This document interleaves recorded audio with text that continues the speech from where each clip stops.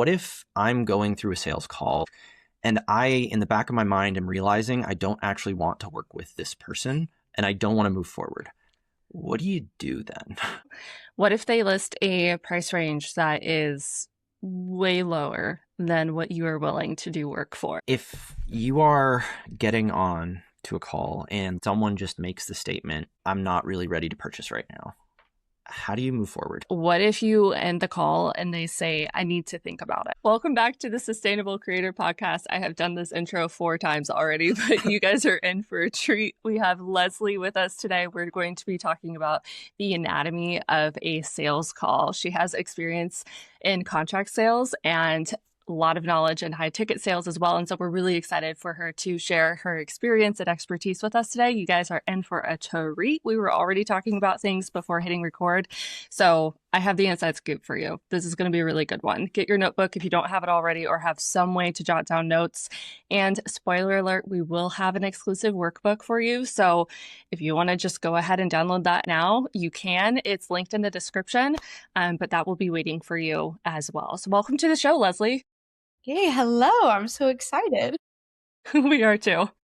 So, because so many people talk about sales in so many different ways, I wanted to kick us off with my favorite section called definitions. We're going to go through a few things we're going to talk about today and just how do you define them. So when we talk about a sales call, what do you define a sales call as?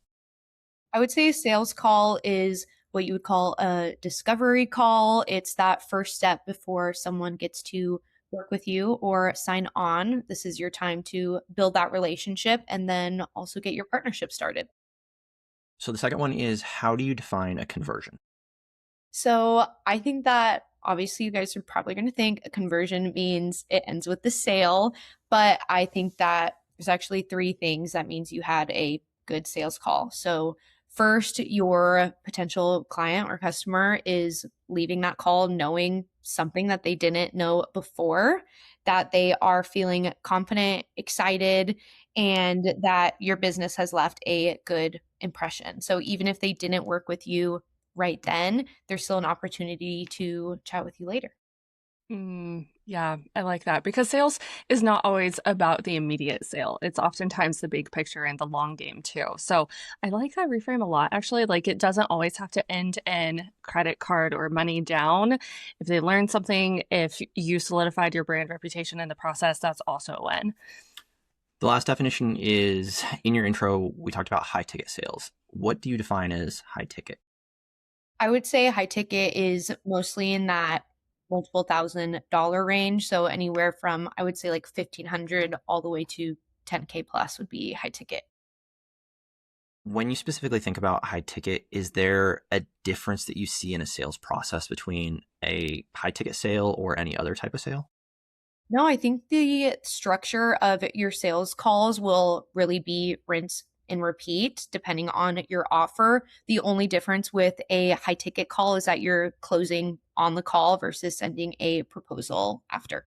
Okay, now that we've got those brilliant definitions down and we're all on the same page, I would love to hear about what your prep process looks like going into a sales call. Is there anything that you do beforehand that really sets you up for success?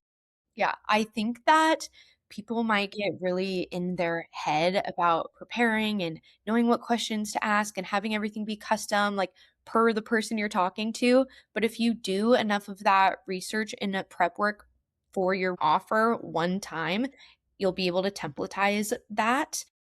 I like to have my whole structure of a sales call in my CRM. So I use Notion for my sales calls or my notebook, depending on my mood. But once you do that deep work of how you're structuring it, all the questions that you really need to know, and maybe their most common objections, you'll be able to just copy and paste for all of your calls. It is really important to know who you're talking to. So if they're filling out that intake form before a call, or you're just doing that due diligence of looking at their website and Instagram, that's pretty much all the prep you'll need. When you think about that prep process, like you've put together this great template of the questions you're going to ask, the flow of the conversation. Is there ways that you can practice that before you're actually selling so the pressure is a little bit lower? Yeah, absolutely. When I first started sales, I was in college and I was a part of my collegiate sales club team. And that's when I learned the structure of a sales call. And I found it really interesting that it is applicable to both my roles now in sales. That structure stays the same. I know a lot of business owners, their expertise is in what they're good at. It's not in sales. So I think a lot of them just get on a call and they're like, well, I know my offer. I know what I'm talking about. I'm going to wing it.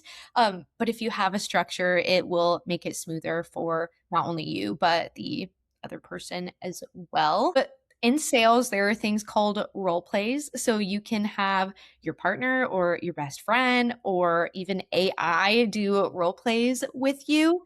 And when I first started, I would talk to myself a lot and I would just practice saying it out loud because once you've said it before, you'll be able to naturally say it again when the time comes.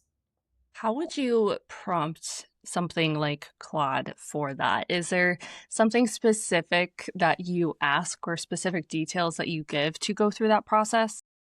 Yeah, I would set it up by saying what your industry is, what you are pitching, and then more about who your ideal client is. So you can say they are um, like a stay-at-home mom who is wanting to learn more about online marketing and their hesitancy would be around cost or time. And so they will be able to answer questions and then ask questions from that perspective.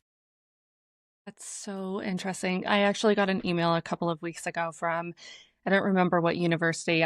Signed up for some university's email list that drops online courses, and they sent one a few weeks ago that was very similar to this. It was about negotiating, and they had an AI plugin where you were given basically, it really felt like I was back in school because they gave you an entire scenario like this. You know, you're in this industry, this is the job you were given, they want a lower quote, this is your goal for the conversation, and then you're supposed to go back and forth with the chat in order to meet a happy quote for everybody involved. I did not make it through it, just like being transparent, but I thought it was such a valuable exercise. And I love that you brought this up because I'm pretty sure almost everyone listening to this probably has access to Claude or some alternative. And what a great way to practice negotiating. Yeah, you can use the voice like feature as well. So you're actually practicing speaking and not just typing. Smart. That's a great idea. So the second part of prep is like you've built your process, you've built your skills.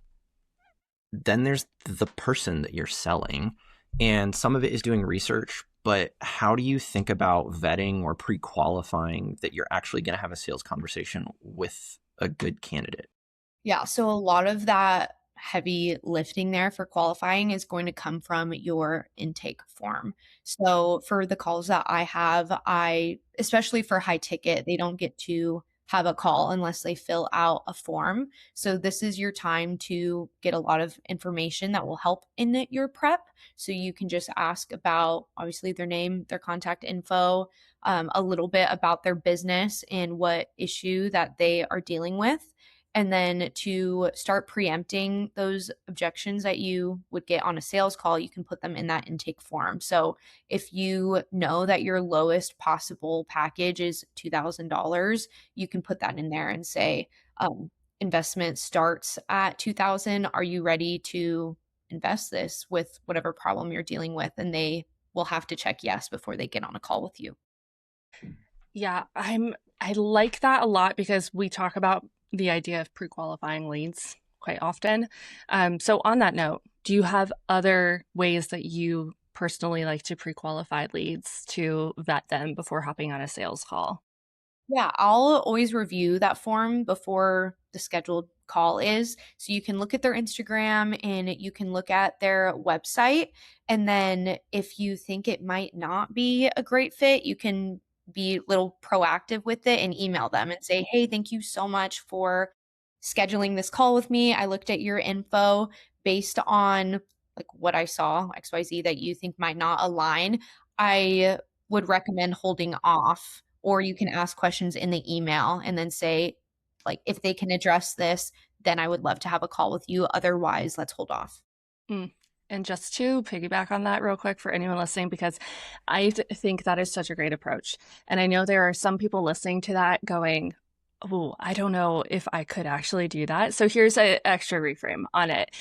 When you are willing to tell someone at the beginning that it's not going to be the right time or the right fit, when you can already see that, that is an act of service. And it will open the door for other people who are ready to work with you, and also solidify your brand reputation with that person, which I think we're going to talk about a little bit too, where they may be even more likely to refer you to other people because you were honest with them. So just if you're on the fence about that, no, it is actually going to do more good than anything if you take that route.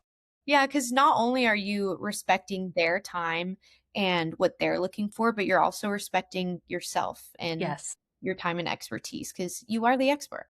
exactly. I think the other bonus that we've seen work really well for us is sometimes when it comes down to, we don't really think you're a good fit, but here's 2 or 3 other options. And so you're still serving them by like solving their problem. It's just not you that's solving the problem anymore.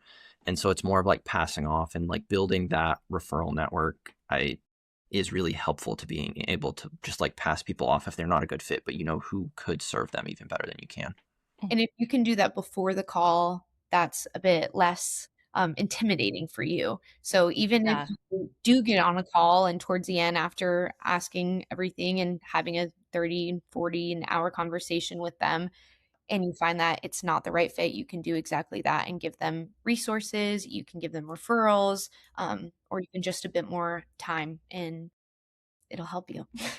Yeah, no, that's so good. So once you've pre-qualified and vetted leads, you've decided they're a great fit, we're definitely going to hop on a sales call. Once you're on that call with them, what does the structure of the call look like? Yeah, so this is your time to get out that worksheet that they have linked in the notes for you. I have exactly how I run all of my calls in that. So it starts exactly at the time you hop on Zoom.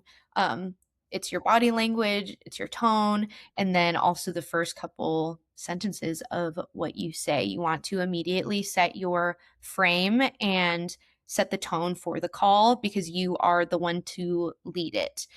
So some tips for carrying on the call is having your hands in frame. That is just like a little tip of they see you more as the expert. But you'll want to immediately, say hi, hello, be nice, but don't focus on trying to be their friend and instead lead the conversation a bit more. So saying, this is a exploration call or a discovery call. I want to get super clear on where you're at and what you're dealing with to see if this is a great fit. So why don't you start by telling me a little bit more about blank I saw in your form? How long do you usually think about like that opening introduction section of a call usually takes? Because it's really easy for you to get into the weather or this thing in the news or we have this in common, all the things that you said position you not as an expert. But for this section in the opening, how long does that usually take to get into the conversation? I would say it should be 1 to 2 minutes max. A lot of people will say that you need to start building that rapport, but that will kind of change the frame of them seeing you Mm, as a friend instead of that consultant or expert. So if mm, you get into it and set the agenda and tone immediately, then they will understand that this is like a serious call and you're not just trying to make yeah. another friend, which people can get stuck in. Well, that's so interesting because it's all about setting precedent, and it's a lot easier to set that tone at the beginning, like you're saying, than to try and set it later on. Right. That's interesting. I think it's also interesting from the context of like, if the goal of this call is for you to have a long-term relationship with them somehow, they'll be paying you money, you'll be doing more work with them, you're going to be on more calls. And that first couple minutes sets the expectation of how all of the rest of your interactions is going to play out as well. Yeah, absolutely. You can lose it really quick and then that's hard to gain back. Mm, So after you've opened a call, what happens in the next phase? So next is discovery, and this is going to be the bulk of your allotted time. So if you're having a 30-minute call, it should be like 10 to 15 minutes. You want as much information as possible, because if you think about it, like in the sense of a doctor, and you're going into the doctor, they're not immediately going to like hand out a prescription before you even got a chance to share. You want to make your client feel heard and seen and what they're going through, and you need as much information as possible. So this is tying back to that prep work. You can write out all of your questions one time and have that as a template in your CRM. So I think that there's different layers to discovery. So first is your like very standard base. It's going to be about the situation or the problem, what's going on, how long has this been going on, what have you tried before, and then you need to know why that's important to them and what their actual goals are. So that's kind of building the gap a little bit. They told you where you're at, and now they need to tell you where they want to go. And then your next layer is going to be your solution and what that actually means for them. So if they are able to fix this problem, what does that affect in their business? What is that actual monetary or non-monetary goal that they are needing to fix? So you should definitely be taking notes throughout that entire process so that you can use their exact phrases and words when you go to your pitch. It doesn't mean like you don't have to say the exact phrase, but they're going to tell you what's important to them. So if you have a coaching offer and during discovery, they said that they have a really hard time with accountability, maybe you're going to focus more on your one-on-one calls and not so much on all these like documents of resources that they have, because they said that wasn't important to them. Yeah, I love that you gave an example. Thank you for that. Are there any other questions that you really like to ask during the discovery portion that I'm thinking about? The people listening to this are mostly creative service providers, so probably photographers, web designers, copywriters, etc. Are there any specific questions that you like asking that they may not be aware of? Yeah, I would say that you need to know what they know, because you're in your line of work day in and day out, you are like, I know exactly what a copywriter is. Like, I need to find the messaging and I need to get super clear on your personality. And they probably don't know that. So just asking about their frame of reference, like you did at the beginning with the definition, like, what does this mean to you? And then you're able to teach them a little bit and give them some takeaways on what it actually is that you do. That's so good. And I can see how that would lead to even more conversation, because from there, you're able to ask so many intentional follow-up questions. Mhm.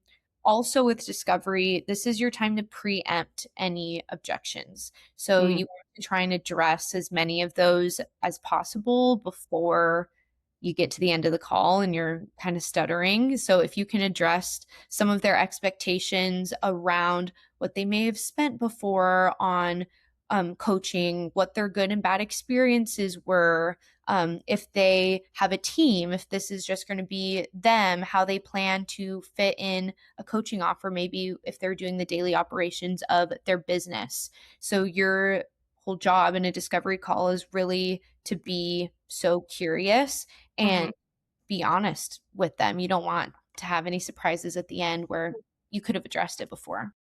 That's good. When you think about writing questions for this section, do you prefer more like open-ended, long form, like anything could come out of this question, or things that are like relatable leading questions where like I understand you and like, is this a pain point that you're feeling? Yes. So you definitely don't want your questions to be answered in a yes or no. Some people are a little less open on sales calls. So if they are giving you short answers, you can say, okay, tell me a little bit more about this. If they're being short and if they're really not budging, you can again like set the tone and say like, hey, I really want to make sure that I have all the necessary information to see if we'd be a good fit. Like, please just work with me and share a little bit more about what you mean here. And they'll appreciate the honesty and be like, oh, okay. Because they know they're getting sold to, but you need to be able to have a conversation. I just immediately heard someone going, come on, I just need you to work with me here. Like, work with me. Um, it's so good though. I think that kind of brings us into, if we're talking about a 30-minute sales call, we're like 15, 18 minutes in. You've learned a lot of things. You've asked a lot of questions. Now what? Yeah, so you want to make sure that you're understanding what they're sharing and that you can relay that back to them. So the transition between discovery and your pitch is going to be, okay, like, thanks so much for answering all of those questions. From what I'm hearing you say, it sounds like you're dealing with X, Y, and Z, and you would love to be here. Is that right? Or is there anything else that you'd want to share before I get into more of whatever you're pitching? So that gives them opportunity to say, like, yes, that's exactly it. Or actually, I forgot I have invested in this before. And then you can chat about that before you get into your pitch. I like that because, for one, saying this is what I'm hearing, sales psychology move right there. I love sales psychology. And two, you mentioned earlier that you recommend taking notes on the call. I know that a lot of creatives that we have talked to have used different AI platforms, like Fathom is a popular one, to record notes for you on a call. And I think that is really helpful.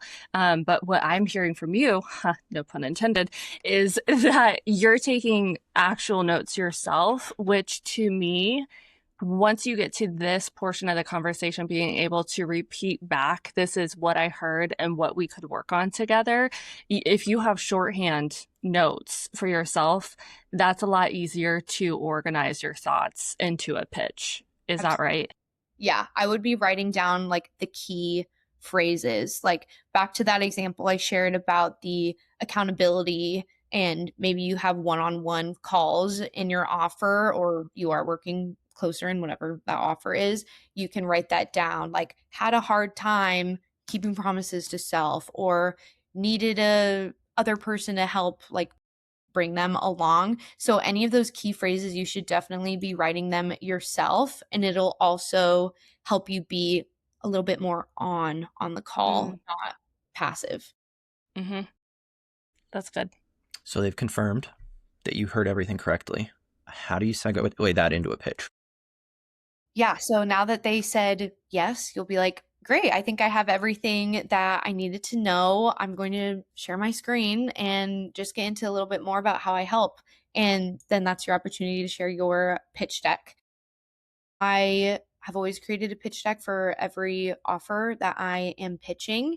You can have the bulk of it be the same, especially for the like intro credibility of like who you are and your social proof, but you'll want to obviously change it out for the details of your offer. Okay, this is interesting because we're really used to sending recap emails after our call. And the way that we'll approach it is we'll, put it into these are the three big things we heard and how we can support you and what next steps are, right? But I love this idea of sharing your screen because, again, a lot of people listening here are visual learners.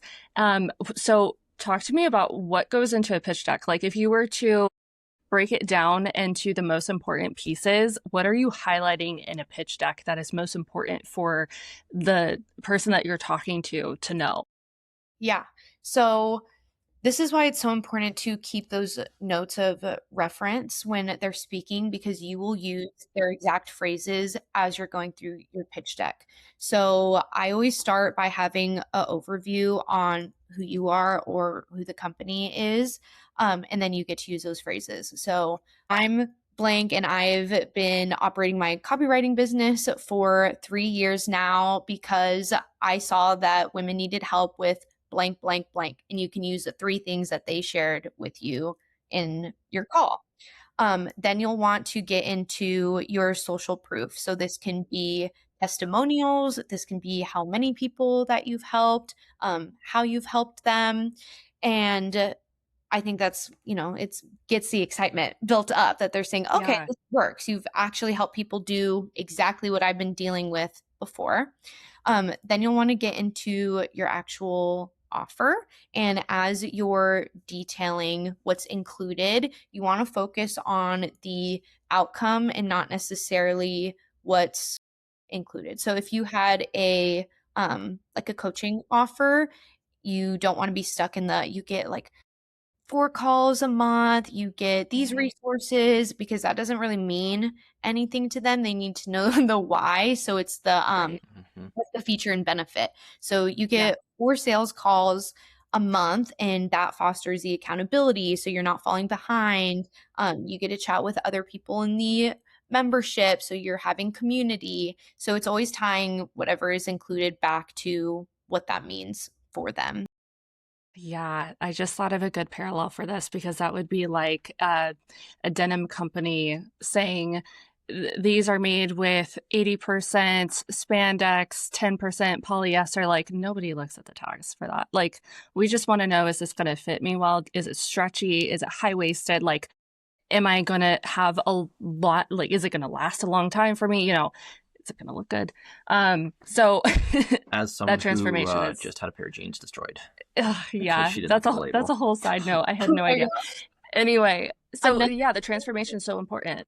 Yeah, and a great example of that was with Apple, and I think it was their iPod. Instead of saying, "Oh, it has this many gigabytes," like I don't even know what that means, and the company that doesn't exist. But Right. Apple said you have 1,000 songs in your pocket, so you can Mhm. immediately understand what that means for you, not necessarily Yes. how. Mm-hmm. That's so good. I mean, Apple's such a good case study on this. Like when they launched the MacBook Air, it was like hiding behind a pencil on the screen until they turned up of like it's so thin or it fits in a manila envelope. Yeah. I want to go back to like the beginning of your presentation. You talked about like the credibility portion of talking about testimonials. This is my proof of excellence of like what I've done. A lot of people think about like that is already proven by the time someone inquires, and I don't have to boast about myself on a sales call. How do you reframe that as actually like it's pretty important that you actually talk about that on the call? Yeah, I would say that it is not boasting, because they need to know that what you're doing has worked. They have to trust you. And Yeah. when you're face to face, that's the best opportunity to say, like, this is me and this is exactly how I've helped. So it is incredibly important to set the tone and have them further see that you are an expert and that what you are sharing about has actually worked, and it will work for them too. Can you give some examples of what some of those outcomes or credibility could look like? I know the very first place people are going to go to is income related or monetary, and those are really good. But I can imagine that you probably want a range or a variety to what those examples look like. So, do you have any others? Yeah. So for my one client, I sell advertising for them. So instead of at the beginning saying, this person got this many clicks and this many views, I share about how once we published our ads, then they had their documentary premiere sold out. So you can see the exact result from what you did, not necessarily the, I guess, nitty gritty, but what you want to do is paint that transformation. So Mm-hmm. even if it isn't monetary, you can say they were experiencing this, and now that they're operating in this capacity and they made this much more money. It just like depends. You want to paint Mm-hmm. the transformation. That's good. I like that a lot. It just makes me think of like we sat on a sales call for one of our coaching packages a week or two ago, and we asked the question of like, what would be the metric of success for you? And it was not a monetary answer that came back. Like it was something completely different because they're measuring success on that. And it was an interesting, like just recontextualizing for myself of a lot of people measure this in ways other than just money. And so we can talk about that as a credibility thing as well. Absolutely. So then knowing that in your discovery as you're going through your pitch, I hope you emphasize the non-monetary results Oh, of for sure. Oh, for sure. So I think, but just before we move out of this section, like we just talked about like a pitch deck, which I love so much. What happens if your offer is custom for all of your clients and like you don't have a standard package that someone is going to be getting based on this call and you have to put together a custom offer? Do you still use a pitch deck, or how do you do something that's a very custom offer that you send after the sales call? I would still have a pitch deck so you can share everything that's on there. You don't have to touch on some of the things if it's not what you found was a great fit. So you can say, this is like full scope of something that I've done before to help. Based on what you're sharing, I'm just going to cover these like 4 features because I think that would work best. You can also go through all of it on the call. And then if you're trying to sell on the call, you can have the 2 options of this was everything and this was only a few of the things, if that makes sense. It makes sense. Yeah. Absolutely. And you've gotten through this. You've talked about the pitch. How do we wrap this up into a nice bow on the end of this call? Yeah. So once you have pitched your offer, you want to ask them if they had any questions, and you want to ask them what excited them, because you want to keep that like positive mind frame. They're of course going to have questions, most likely around price and time commitment, but you want to ask what they're excited about so you can focus on that. And then you want to ask if they have any hesitancies like right on the call so you can address that. And once you send a proposal, it's not just going to be sitting in their box. You want to be able to still be human and honest and ask if there's anything that you can further explain. That's really interesting. I like the asking about their hesitancies. I would not have thought of that. That's so good. Okay, so when you send the recap email or the proposal after the call, what happens if you never hear back from them? If you encounter a type of ghosting, like, do you have ways that you approach that? What are your thoughts? Yeah. So the goal of the sales call is for them to be really excited and knowing that you're going to send that proposal so you can say exactly when you're going to send it. For the calls that I have where it requires a proposal, I like to do it the next day or a couple days after the call so it is still fresh. You can be upfront with them too and say, like, I will be following up so that they know and expect that you value communication. I say that a lot too. I'll say I really value open communication. So if there's anything that you found in the proposal, tell me and I will be able to make tweaks for you.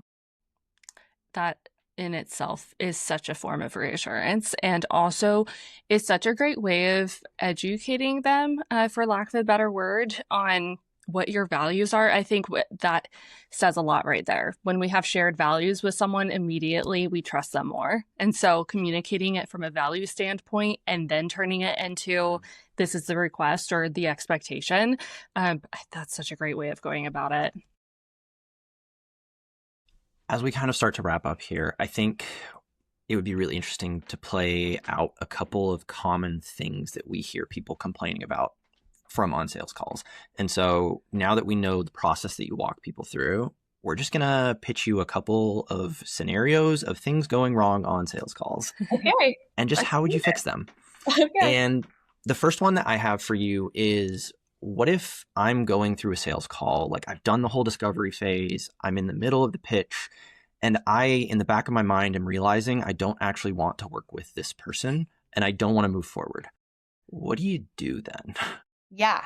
Well, this is again of having the open communication and practicing that on your calls. So I would say I have really enjoyed talking to you. Thank you so much for walking me through your like situation and what's going on. Based on what you shared, I think that you may actually be a better fit for any one of your friends in the business world that you think you can refer them to. Or if something they said didn't align with your timing or your partnership expectations, you can say, I would love to see you work on like a couple of these things first, and then we can reevaluate in a couple months, and you can share why, and you can share past testimonials as well in that space. And say like a lot of our clients who have found success came into this with these things already prepped. So I would want to make sure that you succeed, and this is how. That's so good. Okay, next scenario. What if they list a price range that is way lower than what you are willing to do work for? Yeah, well, I would start to poke at that and ask about where they got that number from. It could be that they've worked with another service provider and that was their price point. So you can start to ask about what that offer included and how yours compares to that or is completely different. And then go back to emphasizing what they wanted and what they told you that they needed in those discovery calls. Or, sorry, in those discovery questions. So good. If you are getting on to a call and like in that first opening section, someone just makes the statement, I'm just gathering information. I'm not really ready to purchase right now. How do you move forward? Well, that really hopefully should be addressed in your intake form and that they wouldn't be able to move forward to booking a call without saying that they are ready to invest. But you can also push back onto that because they're taking 30 minutes to an hour out of their day to have a sales call. They know what they're signing up for. It's not just a coffee chat. They know that they are going to be sold to. So they are kind of ready and you can push back on that. That's a really good point. I think that's easy to forget when you hop on a discovery call of, you may not want to be pushy or come across as quote unquote too needy or desperate. I know that's like a common fear among creatives, but remembering like, no, they knew what they were signing up for. Like this is part of the deal does make a big difference. Okay, the last scenario we have for you is what if you end the call and they say, I need to think about it? So, a lot of the times when people say they need to think about it, it is an underlying issue. So, it is your job to figure out what that is. So, you can say, totally understand, like, I want to respect that. However, is there anything from the process or the offer that I can clarify once I'm already on the call? You can also give them opportunity to choose and say, is there anything around the offer or a specific part of the process that made you like feel hesitant? And then they can go from there. Yeah, this is so good. I'm learning so much from you. It's the art of questions, the art of being curious and being willing to ask those questions and dig deeper really goes a long way. I think for me, like as I'm kind of like wrapping up before we get into lightning round, I think the last question I have is a lot of people think about like you're going to get on a sales call and you're going to pitch someone and you're going to hope that they listen and they want to buy. If you had to put like a ratio of how much time you're spending listening versus how much time you are actually talking yourself, how would you weigh those? Yeah. Well, comes back to that 80-20 rule that I'm sure you guys have heard time and time again applied to all kinds of scenarios, but you truly should be listening 80% of the time and speaking 20% of the time. So that again ties back to having really good questions that will open the doors for them to answer more and give you more information. You never want to be like lecturing someone or just talking at someone. It should be a conversation where you are going back and forth and you're ultimately just prompting them so they are speaking the majority of the time. I lied. I have one more question. If you think about most people that are going to be on sales calls are experts in something and they love what they do. How do you think about like people that want to like give value on a sales call? Is that something they should be doing? Yeah, I think it's definitely important that you are educating them a bit, especially if they have not had any experience around your offer industry before. But you do have to be careful because what matters to you doesn't always matter to them. Mm-hmm. Yeah, that's really good. Okay. Well, on that note, a quick reminder for anyone who's listening, like we do have that workbook created for you guys, which shout out to Leslie for putting together the structure of that. It's linked in the description for you guys, and it will walk through how she approaches sales calls and how you can apply it to your own sales calls. There's some great questions in there, a lot of great exercises. And so if you've been enjoying this conversation and nodding your head going like, oh, wow, yes, that's me. Yes, I am really excited to implement that. That's going to allow you to take it a step further. So that link is in the description. From here, I believe we can move into lightning round. Okay. So this is when we just ask a handful of rapid fire questions. They're nothing crazy. And the first one is, what book are you currently reading? Ooh, I'm currently reading yours. I think it's called, is it Yours Truly? Ooh, I don't even know. Oh, by Abby Jimenez. Yeah, Called Yours Truly? that one's good. I Yeah, really like that one. I just started it. It's cute. That's one of my favorites of hers. Yay. Yeah, it's really cute. Okay, next question. What is a typical day in the life for you? Typical day in the life always involves coffee. Always. Always. But I usually take a couple of sales calls. I will do outbound email. I do a bit of social, and then I like to either go to the gym or be outside. Big fan of that. That's Big like my fan. dream day. So the next question is, who are you learning from right now? Right now, I am learning from the creator wizard. Justin Moore has a really great book on sponsorships. It's called Oh, we have that one. Yeah. I haven't read it yet. So I good took to know. pictures of almost like every single page, and I'm implementing that right now with one of my clients, and it's been great. Ooh. Okay, I might have to pull that one off the shelf. This is good to know. Yes. I brought it home from last year's Craft and Commerce Yeah. because they handed it out. And it's just been on our TBR shelf. So I'm glad you brought this up. Move that to the front. Our slowly growing TBR shelf. It is slowly growing. The last question we like to end on is, do you have any questions for us? Yes. After this episode, what are you going to implement into your own sales calls? You know, I'm intrigued by asking the question on what are your hesitations.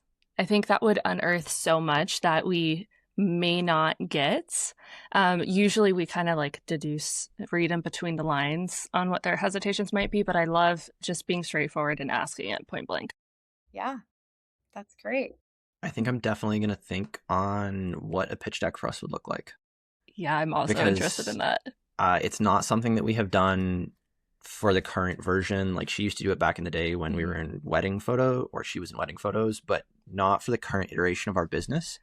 And I am definitely curious to think about that, because we are sleeping on testimonials in sales calls. Like, we don't touch on those at all. Mm-hmm. And just having those in a document that's like part of the process would be really interesting. I never would have considered getting to the end of a sales call and going, okay, now I'm going to share my screen and walk you through.